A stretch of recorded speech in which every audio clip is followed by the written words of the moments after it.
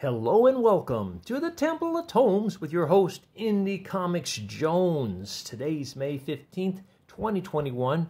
This is episode 299. I got a little out of order here. I got a batch of comics that got mixed in with last week's, and so I'm a little mixed up here, but we're at 299 now. This is Vampire, the Masquerade. There's two tales in here, actually, and we'll get into that in a little bit. This comes out from Vault, and this is issue 8. Really been enjoying this. I'm not a big vampire fan in general, but this has been a pretty decent, mysterious, spooky, gruesome story all the way around. Now, there's two stories here, like I mentioned before. The main story is Winter's Teeth, and then the backstory is called Anarch Tales, and they've actually both kind of intertwined at points within this run so far. So let's take a look to see who has worked on this. Winter's Teeth was written by Tim Seeley, is drawn by Devmalvia Promnaik. I think that's right. The Anarch Tales was written by Teenie Howard and Blake Howard and drawn by Nathan Gooden.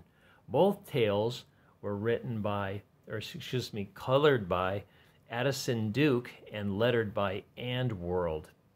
And what's really cool about these is taking place dead of winter, no pun intended, and things have started to snow. Of course, vampires can only be at night for the most part, so we get this eerie snowfall going on. And we had an attempt on I think his name is Ian Carfax, to be murdered, but Cecilia Bain, who's our vampire enforcer, I should say, she's not really connected to any of the clans, but she gets hired to go out and do specific jobs, either like assassinations or just find out information, like a detective. But she is a vampire on her own. So she has broken up this assassination attempt, and she is actually goes to visit her sister. She's supposed to be her younger sister, but she has aged while Cecilia has stayed the same age. Now her sister's got dementia, so she's not really sure what's going on, and Cecilia Bain is now acting as her niece, even though she's actually her older sister. So there's a new helper. The last one, I think her name was Irma, was actually caught by some other vampires and killed, unfortunately. So they've got this kind of wisecracking guy that Cecilia doesn't really care for, but she's really got no choice because no one else is helping her out with her sister, and she's got so much to do with since there's been an assassination of the lead vampire, and there's been some struggles within the clan, who's going to be the next one. So we head over to the McAllister Groveland neighborhood in St. Paul. This takes place in St. Paul and Minneapolis, mostly in Minneapolis. And here they had a scene where there were a couple, I want to say like weirdos, that were going to murder some other humans. These were hunter humans, but also anybody else that was kind of in trouble, including some vampires. And they get a visit from Ian Carfax, who is kind of the bigwig of all the vampire clans. Now we've got Calder here, and he's trying to become the new prince of Minneapolis. And we've got like all these little side things going on back and forth. You can see here's a good shot of Ian Carfax using blood magic to take down Calder, but also to destroy some of these other people that have been creating havoc. So Ian Carfax is trying to get to the bottom of what's going on, and he's got Calder in the blood magic grips. Calder pretty good on his feet, fast on his feet, makes up kind of a story. I mean, it's based in truth, but he has higher intentions, and he wants to take over the clan, basically.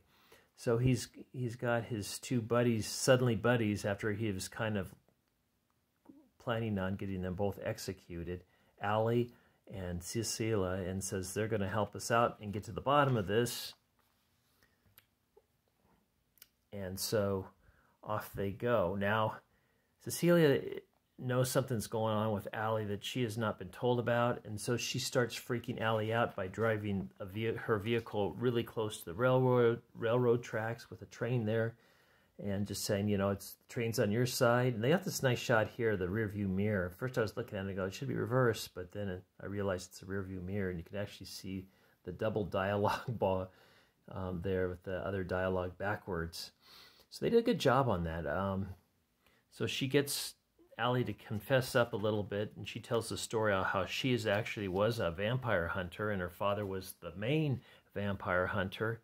He runs the mortuary, and she was supposed to get bitten and then go undercover within the vampires.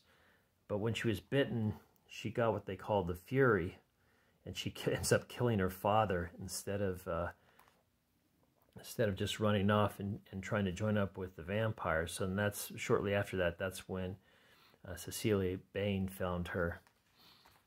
So good stuff. As you can see, they go to the funeral home to check it out, and Cecilia gives her some instructions.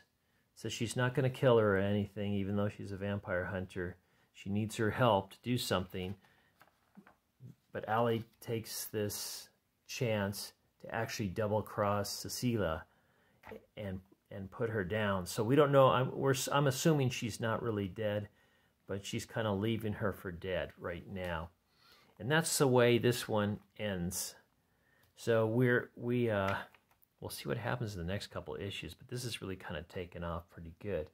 Now we go back to the Anarch tales, and this goes back in time. It's not really saying that as much, but this is actually Raphael and, boy, I can't think of her name, Maria, I think, are Allie's parents, but Allie's a young kid at this time, and they bring in a dead body. Of course, apparently this body's been bitten, but they're not sure of it, and they're looking at it, trying to figure out, well, the x-rays didn't come out right, so she starts taking pictures. She says, the camera's not working right. Look, it's not showing anything on the table. And suddenly we get this horrifying picture with the corpse coming to life and attacking Maria, who's Allie's mom, and killing her. And in the meantime, the other coroners start grappling with the vampire, and they're able to strike her down with this hammer claw, and that becomes kind of the symbol now for the vampire hunters. And this is Raphael here, who Allie will later kill.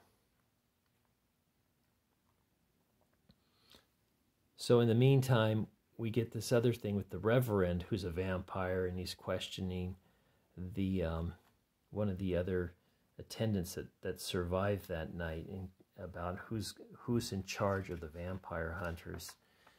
And when he can't get any more information out of her, he snaps her neck and just says, as part of the Anarchs, we're going to wait till the bloodbath's over in the capital and then walk in and take over. So that's where this one's situated.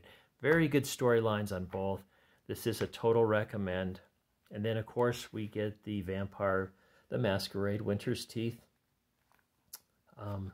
RPG information and cards and whatnot, the backstory and powers and all kinds of things for that game if you are playing that game.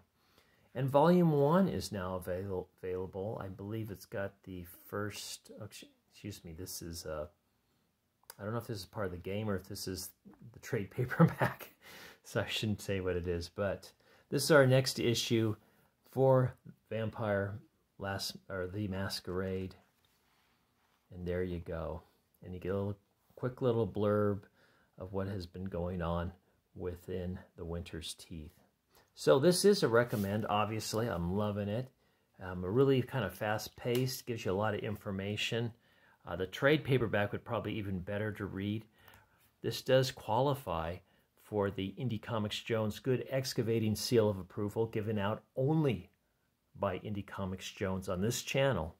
So thanks for stopping by and seeing this review. As always, there's more reviews to come, and we'll see you next time at the Temple of Tomes. Please like, please subscribe if you haven't already, and please leave comments. And this is Indie Comics Jones from the Temple of Tomes bidding you adieu.